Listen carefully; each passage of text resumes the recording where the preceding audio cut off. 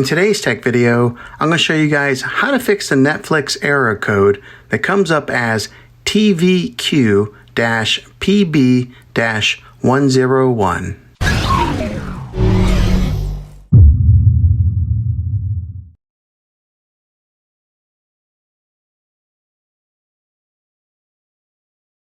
Easiest one to try, and that is to unplug your TV from the wall outlet and wait 60 seconds. Now don't be impatient here, wait the whole 60 seconds, then plug it back in. This is very different from turning off your TV with your remote control. This is called a hard reset of your TV, so make sure you do this method. If that doesn't work, then find your router that is giving you Wi-Fi and unplug the power to that for 60 seconds. Then plug it back in. If that fixes it, great. If not, let's move on to the next method. Try deleting the Netflix app on your TV.